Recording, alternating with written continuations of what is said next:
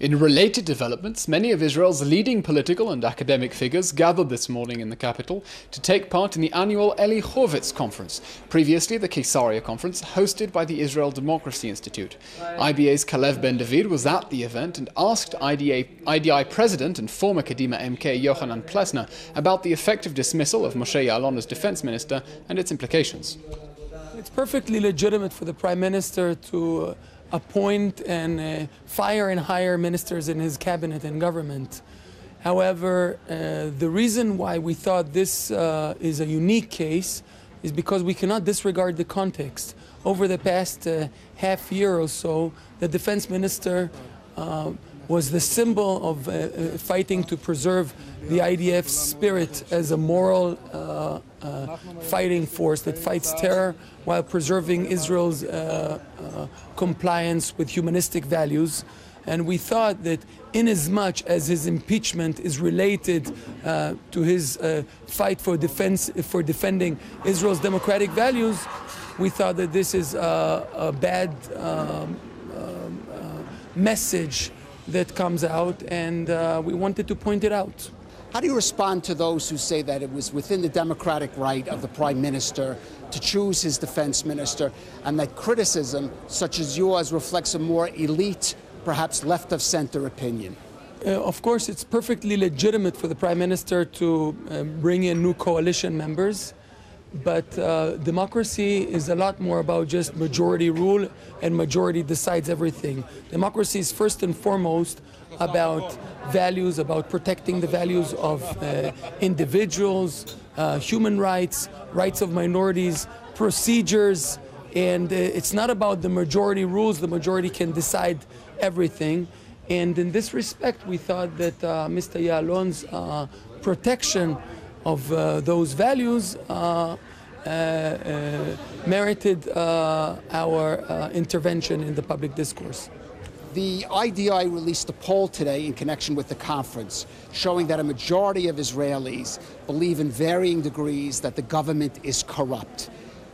How accurate do you think the public's perception of that corruption is, and what is the possible effect of that cynicism about government? I think that the public perception of corruption is more severe than the problem itself. There are islands of corruption, there are problems of corruption, but the public's judgment is a lot more severe than what we assess the actual reality. Now, this has an effect in itself, because when people think that the system is corrupt, and people think that questions of promotions and hiring and firing in the public sector, for example, are done not based on merit, success, competence, or achievement, but rather on the basis of cronism and what we call protectia, then it provides the wrong signal. Smart people will either channel their talents to the private sector or not to develop their human capital, both of which are bad outcomes. Your conference brings together leading members of the political sphere, of academia, of the economic world. What do you hope to achieve out of having this conference? This conference is a result of over 1 year of preparation, where we prepared materials and sat together in groups of people from the private sector, public sector, academia, and others in order to develop recommendations how to make the public sector more effective.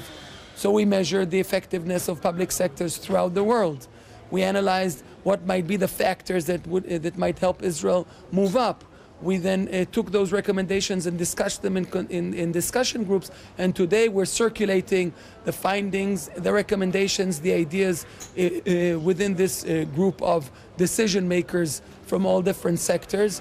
And we hope that those ideas will trickle down to actual government decisions, bureaucratic decisions, next steps in terms of further recommendations that need to be honed or developed or articulated in future workshops that will ensue. So it's part of a process of making the government more effective in dealing with other fundamental problems, structural problems, if I may, in the social economic sphere. And what are the main recommendations that you'll be bringing out of this conference? I would say one thing is what not to do, which is not to increase in any way the extent of political appointments, which we've seen all over the world is a bad thing and produces negative outcomes. And at the same time, we're suggesting concrete mechanisms for improving merit-based both hiring and promotion mechanisms that will open up the public sector for talent both within the different agencies and from without the government.